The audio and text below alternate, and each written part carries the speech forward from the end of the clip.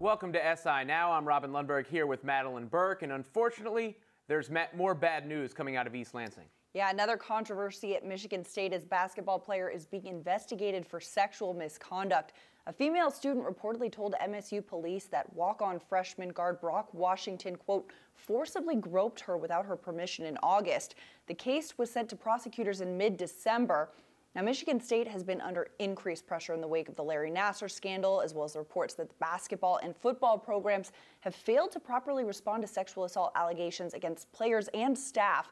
Tom Izzo has been largely silent on the allegations, though, despite the respect he's earned in the sports community. Is it time that Izzo is held accountable for what's going on under his watch? Well, it's time for Izzo to come out and speak about this and not hide from these allegations, these accusations, and everything else. Look, there have been so many in Michigan State where there's clearly a problem there, enough where some might surmise that Izzo could be covering things up or that he could be enabling these sort of things. But I'll give him the benefit of the doubt and say that we all understand individual situations can be different, right?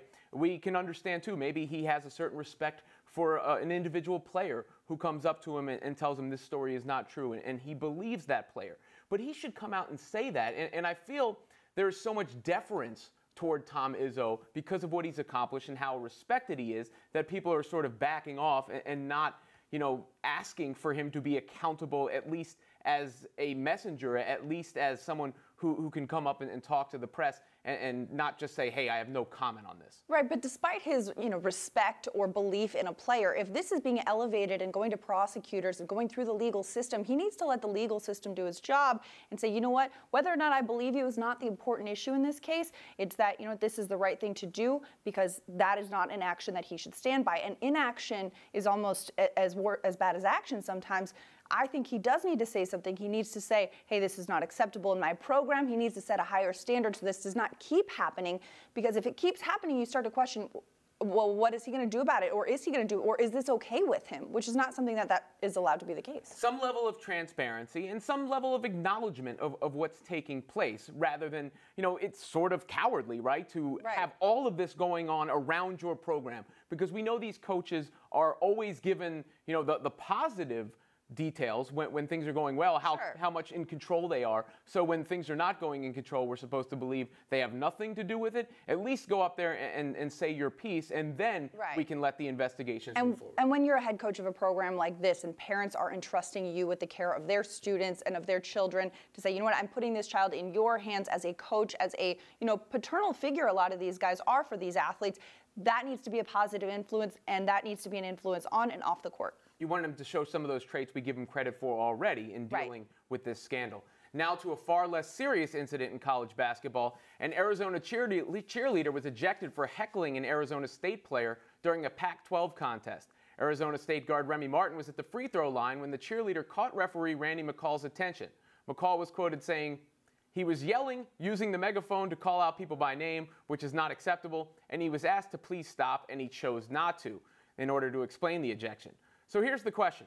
Should cheerleaders be allowed to heckle? If cheerleaders are allowed to cheer, cheerleaders should be allowed to heckle. I do see an issue with using the megaphone, though, because that gives them an unfair advantage. But in the ASU-U of A rivalry, I mean, admittedly, I went to Arizona State. I'm a Sun Devil. I love how heated that rivalry gets in basketball and football and all sports. And you know what? You're going to have a lot of passion. You're going to have a lot of people that are involved in the game and in that, spirit of competition.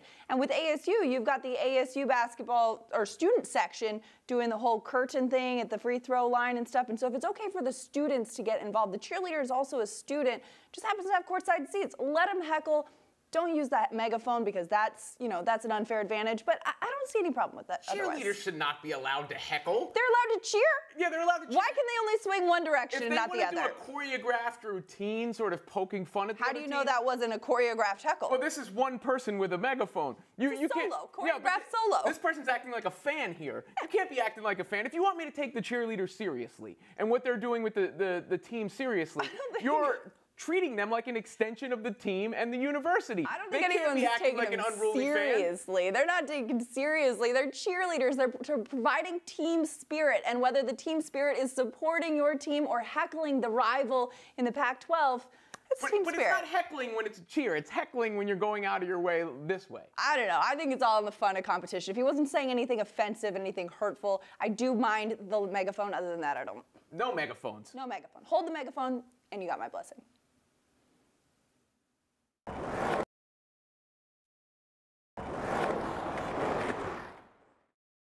It's day 8 at the Winter Olympics in Pyeongchang. Here's who won, what made news, and which events you should watch. Rough day for the red, white, and blue as Michaela Schifrin failed to defend her gold medal in slalom, missing the podium entirely, while Sweden's Frida Hansdotter took the event. Lindsay Jacob Ellis placed 4th in snowboard cross after coming into the event as one of the heavy favorites. She's now come up short of gold in 4 straight Winter Olympics. In men's singles figure skating, Nathan Chen appeared rattled by the moment and fell on his opening jump en route to a sloppy short program. He's now a long shot to medal. In a bright spot for USA, men's hockey took a 2-1 win over Slovakia into groups play. Harvard's Ryan Donato scored both goals for the Americans. And some excitement for the host country as Youngsung Bin took the gold in skeleton for South Korea, the nation's first medal ever in a sliding sport.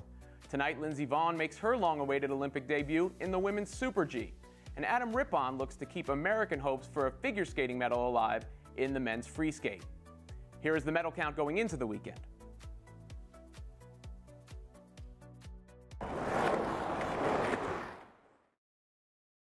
That is what is happening currently in Pyeongchang, but of course the gold medal winning for Americans started with Red Gerard in slopestyle snowboarding. I got a chance to chat with the young Olympic champion while playing an old school snowboarding video game.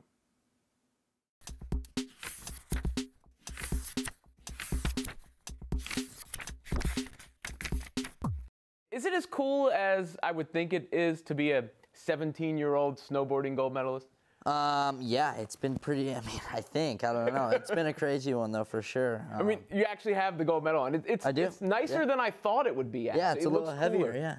It is heavy. Yeah, it's pretty heavy. Yeah, you put that on a scale, it's got to be like over a pound, right? Yeah, actually, I dropped it on my foot in the green room over there earlier. Oh, you did? It hurt pretty bad. Are you all right, though? Like, it won't affect your snowboarding? No, I should be good. All right, that's good to know. You've told that story a lot about your family celebrating and shotgunning beers. Would you advocate beer shotgunning as an Olympic sport? I don't know. That'd be a pretty technical one for sure. That'd be crazy. Definitely be an interesting one to watch. If there was one, I'd say we'd have a pretty good chance of bringing home a gold in that. It's pretty cool just like to have your moment, be the first USA gold medalist in this Olympics, but also the like mythology that's been built around it. You gotta be the only Olympian who has I stayed up late to watch Netflix the night before and then was hurrying to make my event story. Actually, I would like to say I would be, but I actually heard last Sochi that a rider got stuck in his elevator. It broke on his way to his event. But he wasn't watching Netflix in the elevator. No, he wasn't watching Netflix. He was probably panicking. Yes, but yeah, I don't know. I just kind of like to treat it like a regular thing, you know? Well, it kept you at ease, right? I mean, you obviously weren't that nervous if you were up just watching Brooklyn Nine-Nine. No, I felt pretty good the night before. I think it's because I just kind of knew, like, I don't know, there was just so many good riders, and I was just trying to keep it mellow in general. Oh. I keep losing my damage. We can go one more time. All right, we talk about your age a little bit and the Netflix show. You watch Brooklyn Nine-Nine. What else are you watching, listening to nowadays? What's a 17-year-old gold medalist into? Yeah, I'm really into all those, comedy shows. I watch that 70s show a little, The Office quite a bit. But music-wise, I don't know. I love music. I just kind of listen to whatever. Whatever? Well, you don't have a particular favorite artist or anything? I really like this band called The Growlers and a little bit of rap, too, if I'm trying to get all hyped up. Yeah. Well, who's your favorite rapper? 50 Cent, probably. 50 Cent? That's interesting. Yeah, because I like him. He came out, like Get Rich or Die Trying came out when I was in college, so he hasn't had a huge release in a while. I thought you might say like Kendrick or somebody like that. Well, no, I just really like that song, I'm the Man by him. Uh-huh. That's what you play before you get ready? I actually don't. Snowboarding events? Oh!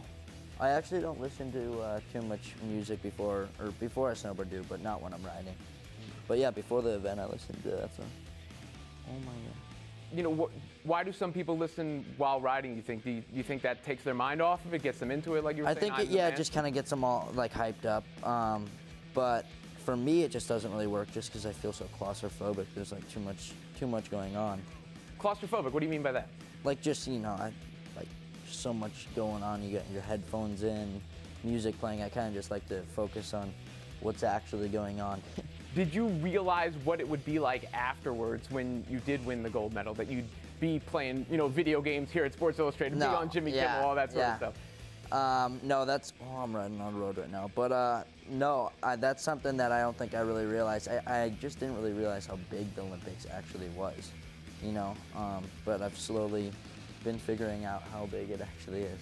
Who's the strangest or the biggest name person that congratulated you, that you were just like sort of blown away that it happened? Yeah, you know that one of the main characters, I forget his name, but one of the main characters from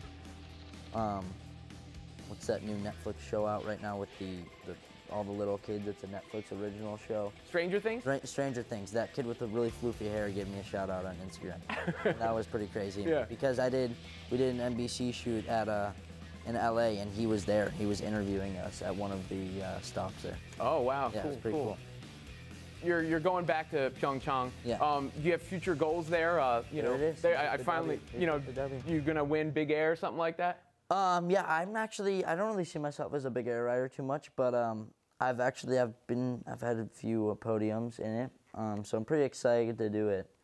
It's gonna be a crazy event though. I mean, it's brand new to the Olympics, and there's amazing riders in it, so it'll be a really cool one to watch.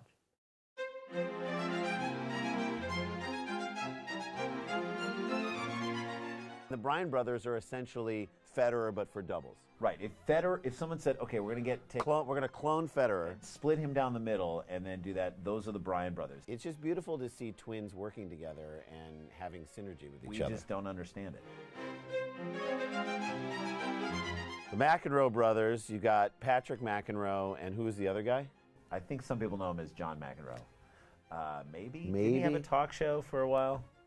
I think he had like a line of headbands Yeah, for a while. No, the McEnroes are awesome. It's from Queens, by the way. Queens representing. If I see Ozzie Canseco out somewhere, I'm gonna be like, remember that time when the ball bounced off of your head And went over the thing. Oh, that was your twin brother? I get you guys mixed up. Travis and Tarvis Sims Were boxers. and then one of them became, I guess, the mayor of a small town, I believe in Connecticut. It sounded to me like the parents. We're given only these letters. And we got another one. Let's just move the R over and Tarvis, and then if they had another kid, would it be Tavris? and then another kid. It would be Tavers.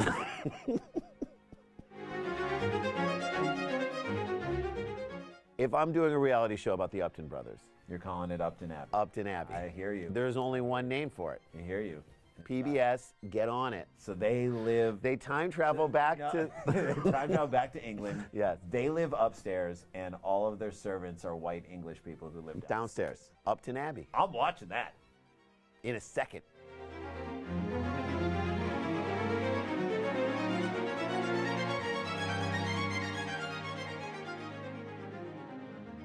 SI Swimsuit Edition is on newsstands now, and I'm joined by SI Swim rookie Jasmyn Wilkins. Thank you so much for joining us. Yes, thanks for having me. So our SI readers and viewers will recognize your last name, I'm sure, because your father, Gerald, played in the NBA. Your uncle, Dominique, is a Hall of Famer. What's it like growing up in a family of athletes like that? Yeah, it's very cool growing up in a family of athletes.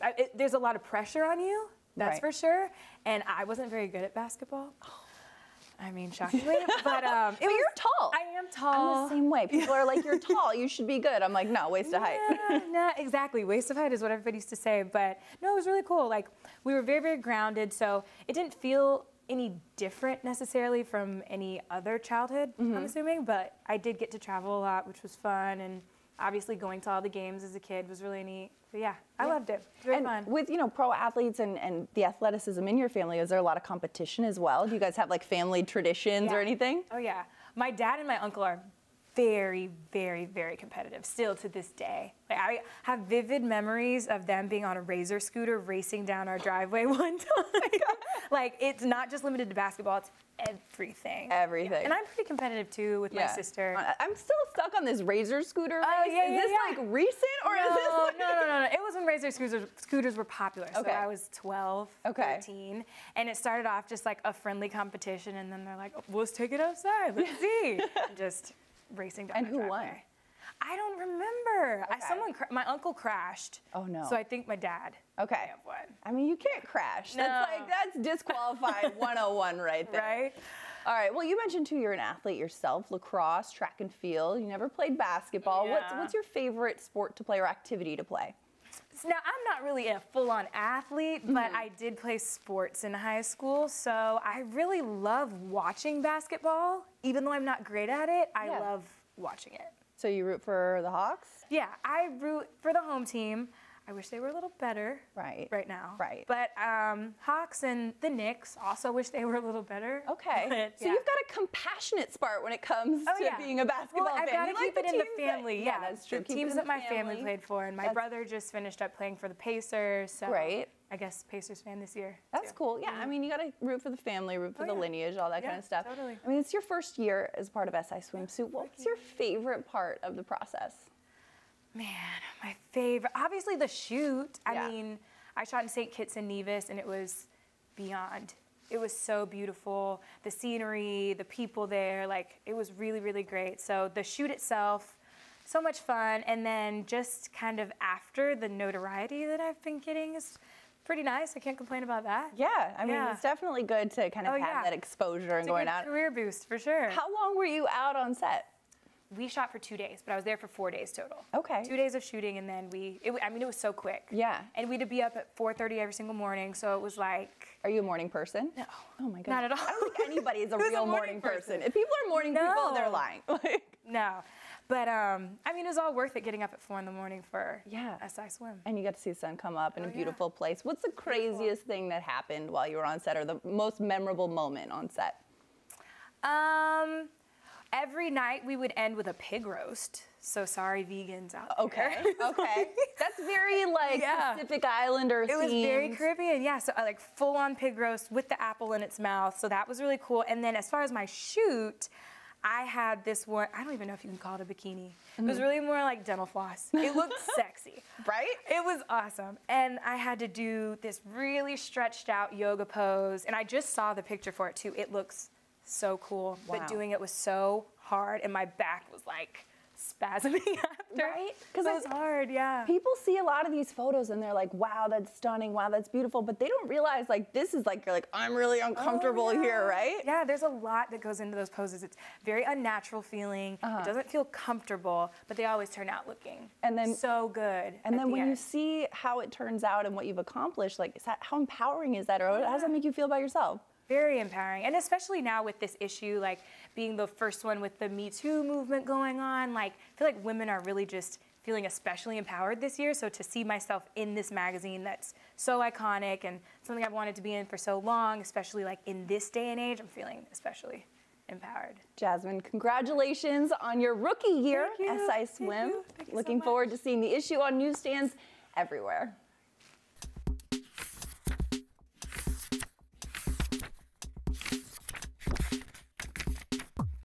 SI Swimsuit model Kate Bock is here. Kate, it is your 6th appearance in the magazine. I mean, what's the difference for you looking at your first year versus now? How has this experience evolved? It's exciting every year. That part doesn't leave. It's definitely always exciting to be asked back and to know you're going to shoot, and you get nervous and you have to prepare. And then every year there's new girls and new people to integrate into it. So for launch week, it's always fun to meet new girls and kind of we get some good girl hang time. Yeah. So that's always fun. And actually this year, more than ever, I would say the girls are very supportive of each other, and everyone's really become friends and want to hang out and support each other. So that's been really special. You can really like feel the love. And Very so fun. many different people from different walks of life. But I mean, Totally. six years is a really long run. What is the key to staying the longevity in for SI Swim? I think just loving what you're doing and being there and enjoying it. Like they want to help you and they want to enjoy the time shooting with you and just kind of obviously being fit and being ready to do it, and then just enjoying it and having fun with it and not getting maybe too stressed or nervous or scared, or just getting ready to enjoy it the whole time. Yeah, because a lot of travel, a lot of early call times. For sure. You shot in Nevis in the Caribbean. What was that like? Nevis was really beautiful. It's a small island, and it was a little bit hit by the hurricane, so not bad. Some of the locations that they were planning to shoot in got totally destroyed, and they had to move them around. So ours was a little destroyed, but it was really beautiful and raw, and it kind of added a little something interesting, and then we're hoping to go back and kind of help out those islands again, so it's pretty cool. Yeah, and you kind of have a little bit more of a connection to some of these places in the world. Do you have a favorite shot or favorite moment from there? I mean, I only just saw the issue for the first time last night because the digital came out, but the actual issue in your hands, I think, is the more special feeling. Yeah. And I loved my shots this year. I shot with a female photographer for the first time, and she was young and energetic and so great. And there was a different feeling shooting just with a peer sort of friend. And I love how our pictures turned out. They're very golden, goddessy, beautiful beach, like 90s, kind of what I would dream a swimsuit shoot would be like. You're dating Kevin Love. What was his reaction when he saw your swims, like your shoot this year? Yeah, I mean, he's used to it now because it's what, my third since I've been with him, I think. And he's always excited because he knows how hard I work and how excited I am and how much I love this family. So he's excited for me and so proud, and it's fun to be able to share that. Has he ever come on set with you or for any of these? For these, no. We've shot Banana Republic together, so you know, I've shot him some modeling tricks along the way. What's the biggest trick you've given him? You got to work the angles, right? Just laugh, look me in the eye, and make it real. Yeah. Well, thank you so much, Kate, for taking the time, and congratulations again on another SI Swim. Thank you so much.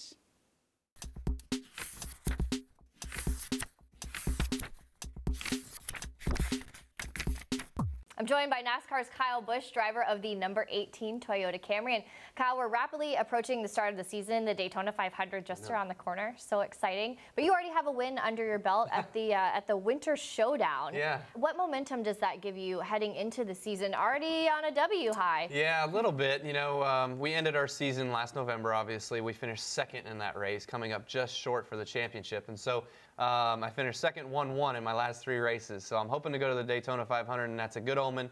I got a lot more good omens going for me as well, too, seeing as though it's 2018. I drive the 18 car. Ooh. And the Daytona 500 is on February 18th. So I got a lot going for me on that one. Are you a kind of guy that reads into those kind of things? Yeah, a little bit. I learned that from my dad. Do you have other like superstitious like traditions that you do? I wouldn't say, no, I used to. Like, it used to be like you got to put your right shoe on or you got to put your right glove on first, you know, things like that. But I've since kind of learned that none of that really means anything. There's no such thing as lucky underwear. I wash all mine, so we're good, and things like that. So it's just go to the racetrack and go racing. Well, and you mentioned a couple of wins heading into the season. Last season you won 5 times and like you said, came up just short. I had to be right there. So frustrating. Would you have done anything different last year?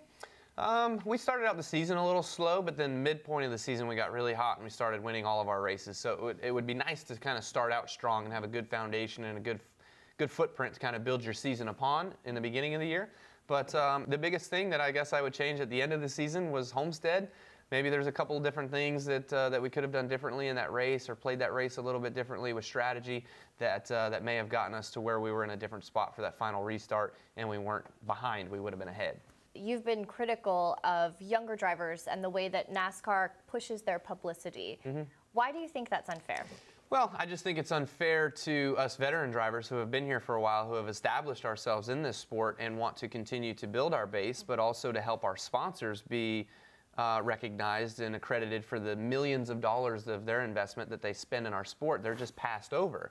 You know, what is an investment to a sponsor that wants to come out here and sponsor a driver or a team or whatever if they're not able to have their driver go and get any sort of marketing or publicity built around them, you know? And so you've got these guys that are coming in now, like the Chase Elliott's, the William Byrons, the Darrell Wallace Jr.'s, and the Ryan Blaney's.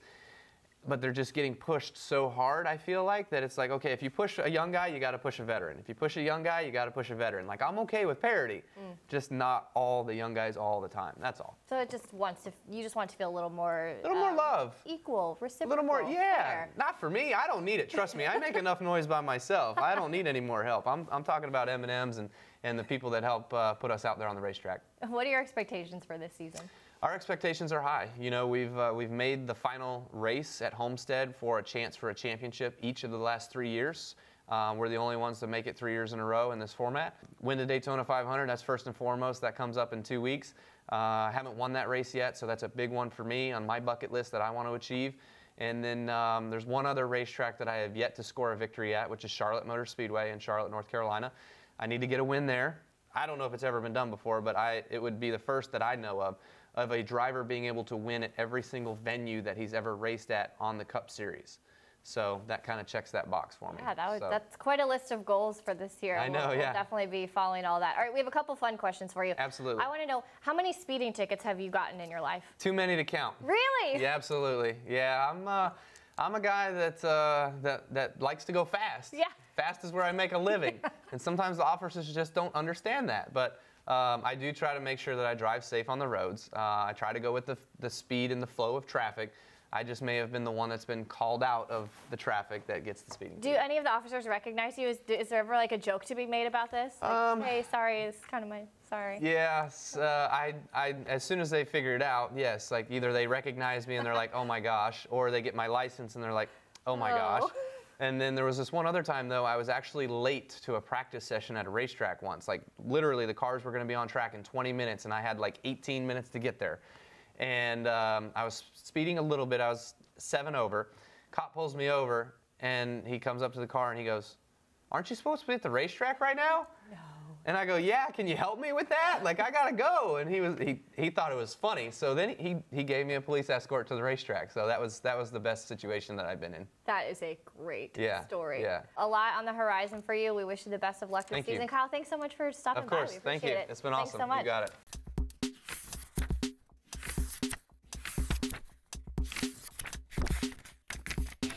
It's time now for SI Now's Weekend Drive, presented by Toyota. Let's go places. First, we head to Florida for this year's Daytona 500. The race will kick off NASCAR's 2018 season, and Toyota driver Martin Truex Jr. is ready to take on the track he hasn't had the best results on. I always get greedy and go for the lead at the wrong time and lose 20 spots, and it takes me, you know, whatever, 50 more laps to get back up there. So got to figure that part of it out. But we're working hard on it, my spotter and I, Clayton Hughes, and trying to just figure it out and put ourselves in the right position. Truex has never won the Daytona 500, but his best finish was in 2016, where he came in second. Next, we travel to Pyeongchang for men's giant slalom. Ted Ligety is looking to repeat his golden success from Sochi and feels healthy going into his event. Right now I'm excited about having my first year in a couple of years being healthy. 2 years ago I blew out my knee, and last year I had some back issues and ended up cutting the season short to get my microdiscectomy surgery on my back. So I'm feeling healthy now and I feel great. You know, right on to the next race, I guess. A gold medal would be Ligaty's third, with his first coming in 2006 when he was 21. Lastly, we go to California for the NBA All-Star Game. This year will be Karl Anthony Towns' first All-Star appearance in his young career. He will be helping Team Steph try and take down Team LeBron, and Towns is excited for the opportunity to play. I'm very excited. You know, it's a huge honor and privilege and a blessing to be there representing my teammates who are the real All-Stars. So I'm very fortunate to be in the position I am in. I can't wait to go out there and enjoy the experience. Team LeBron has been hit by the injury bug. 4 players have been ruled out, including Kristaps Porzingis and DeMarcus Cousins, who are now